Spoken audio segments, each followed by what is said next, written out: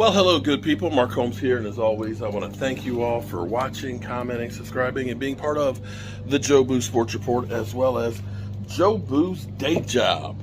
And we are here at the Red Brick House, actually doing a little bit of work, preliminary work, in getting ready to really get back to rock and roll on this place. You saw us in here before doing the demo work on the kitchen floor, which has been rotted out. The kitchen roof has had some holes and stuff in it that have leaked for years, and it's just got to go. So in preparation for that, we ended up pulling up the kitchen floor.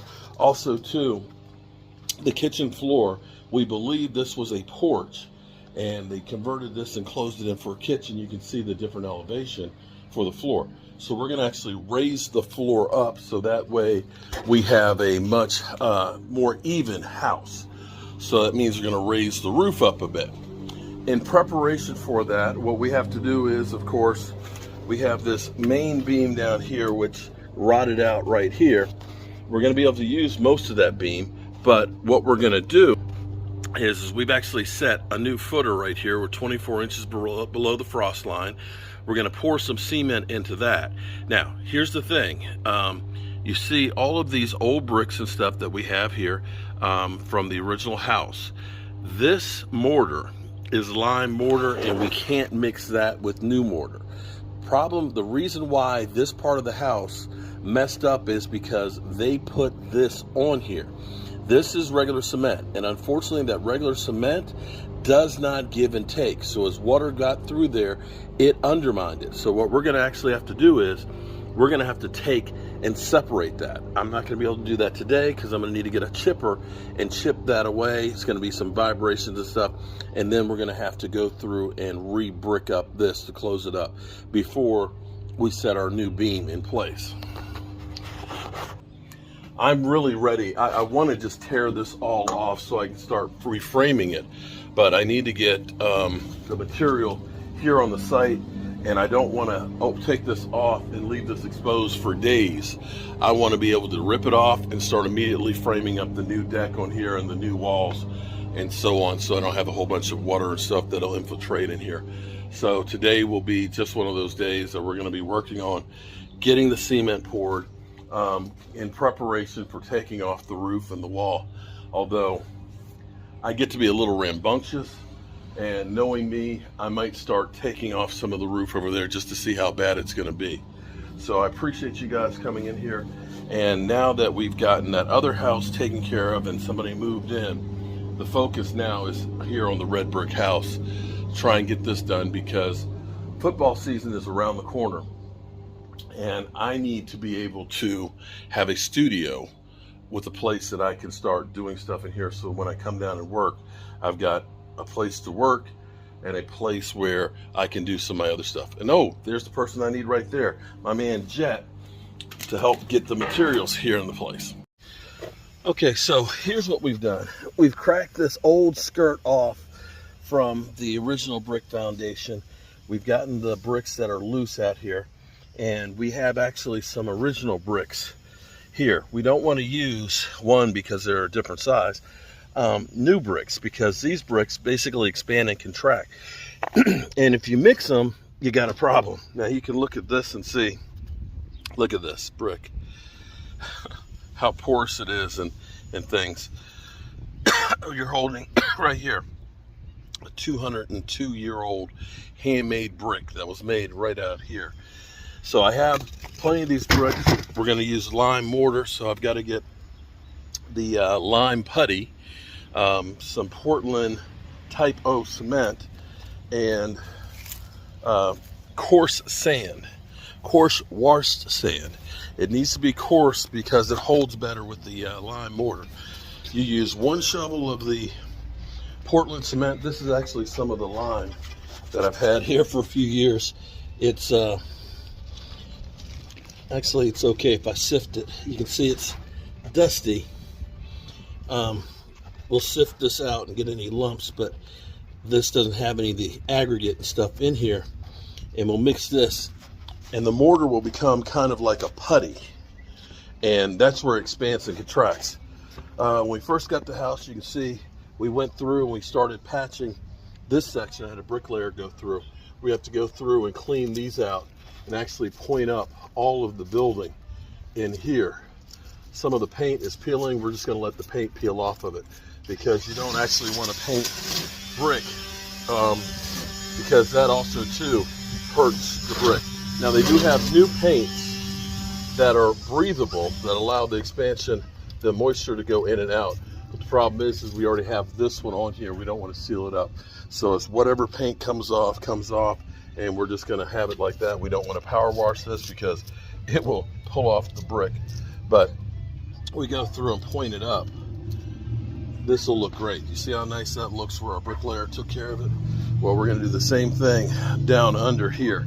And we're going to get the footing taken care of as well.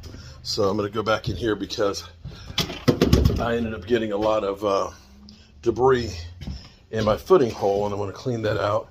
We'll go pick up some cement, and we'll pick up the sand that we need for the mortar, and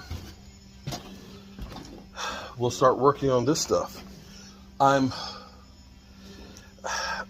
After being down in Texas and doing the work that we did down there, I am like gangbusters ready to start ripping all of this off. The only problem is I won't have the materials here till next week, and I don't want to rip this all off and then have this space open until next week. Although I could, now that the price of OSB has come down, I could get some OSB, put it on the wall here and close this up temporarily and just start taking this down, so that when I come in next week, we have a clean slate. So don't be surprised if I'm talking to you guys later and we are demoing.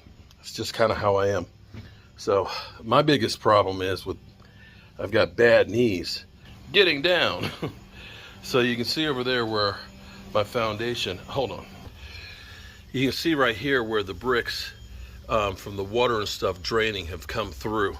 So what we'll do is we'll cut that wire, we'll clean all this out, get a brush and brush it out, and we'll relay the bricks and stuff in here with the lime mortar and fix it. And we'll get all this debris that came out when we chopped that off of there.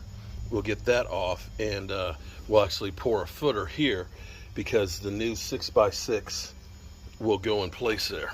This is definitely a labor of love here. This is, you just really want to do something when you do a project like this. And I guess that's me. I'm always trying to save people and save stuff. This will be fun. Okay, so here's what we have. This is coarse washed sand. Okay, you need coarse washed sand. We got a bag of type O Portland limestone cement, and then we've got the lime putty mix. And the way it's going to work is 9 scoops of sand, 1 scoop of the Portland cement, 2 scoops of the lime, and that gets mixed together.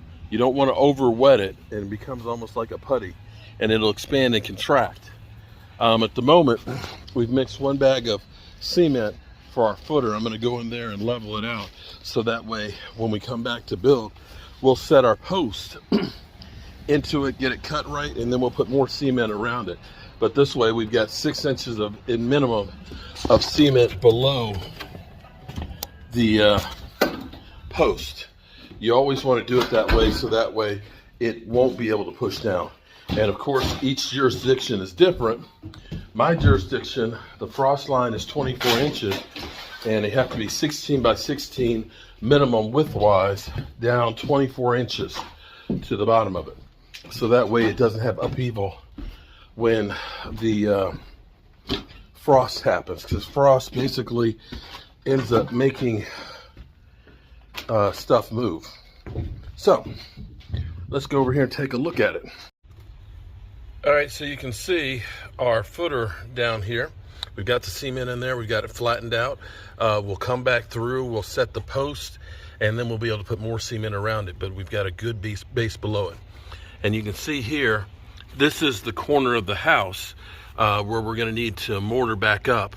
We're gonna brush and clean this out, and then we'll start mixing some mud, and we'll start putting in the mortar and the bricks that we have in here. So we're gonna get to work.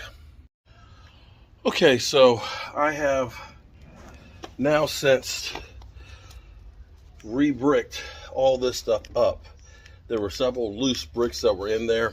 It's not beautiful, but it's okay because this is all going to be covered up underneath the framework.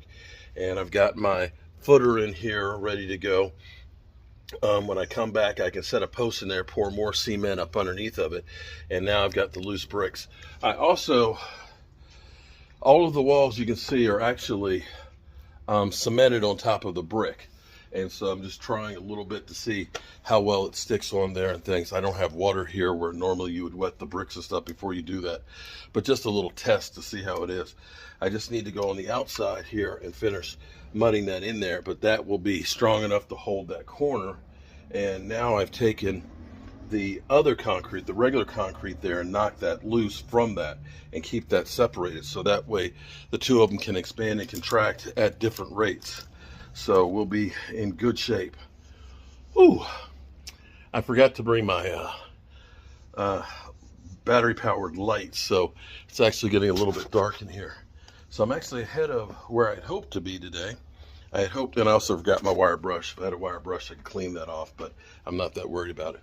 I'm actually ahead of where I thought I'd be today because I was hoping I'd get the footer dug and I would get the, I was just hoping to get the footer dug and the footer poured for it, but we've got the wall over there cemented. It does not look that bad.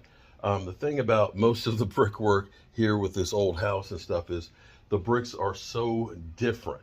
It can be as much as 3/4 of an inch difference in thickness. Some of them can be 1.5 inches longer than others because they're all handmade.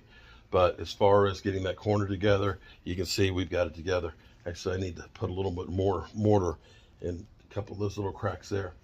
But what you see is there is no footing foundation where they poured cement. They just flattened it out the ground and just started laying the bricks, and that's where it's been. So some 202 years ago, probably slaves dug this out and started laying those bricks. And here it is 202 years later, I'm fixing those bricks. So I'm now part of the chain of the red brick house. Now my thing is do I want to take this roof line and stuff down this back wall? Mike says no, we should wait till we come back, but if I get some OBS, I can cover the wall here, and I could cover this and keep anybody out from there, and we could take all this down, so when we come back we'd be ready to start framing. When we get this room together, then we can move stuff out of this room, and then we can start tackling getting the floors over there strengthened. One other thing we have to do, because we are going to put HVAC in here, the air conditioning unit, because you can stand up in that section, will go in there. And what we're going to need to do is we're going to need to take out the section here of brick to make a chase for the supply and the return to be able to run up underneath of it. We'll probably need 2 registers in this room, register in the bathroom, register in the closet, and probably 2 in the bedroom. So we'll run a trunk line that'll come through here, and he'll be able to go through and do round duck. He'll be able to put round duck in the channels to go out to that window and to the bathroom and stuff like that. So the trunk line comes through here, and I'm thinking the return, you want to have your supply high and your return low, or vice versa. I think the supplies will go low. I think the best way to do the returns for this would be actually to run them up in these studs up here high, so I can have a return on this side and a return on that side. So that way it'll help to circulate that air up and around, and I think that would end up taking care of it. But we'll see how we get it figured out. But it's coming along. It's actually good to see this much done. I'm Mark Holmes, and well, I appreciate you guys watching. All right, so we're done for the day here. You can see what we've done here. We fixed the corner at least, got that cemented in place. We got the footer in place, and we're gonna cover this up. And maybe tomorrow, I don't know, we might start pulling this roof line off here. I did find pine siding that matches this, so which is good. It's only about $1.12 a foot, but it will definitely be part of the original, or much looking like the original. What we're going to do is, you see the door over there is going to become a window, and this is going to become the doorway because the cabinets will wrap around over in there. But I'm getting excited here, guys. I'm really getting excited. Hope you guys are having a great day, and I appreciate you guys watching the Joe Booth Sports Report as well as my day job. And I'll see you guys later.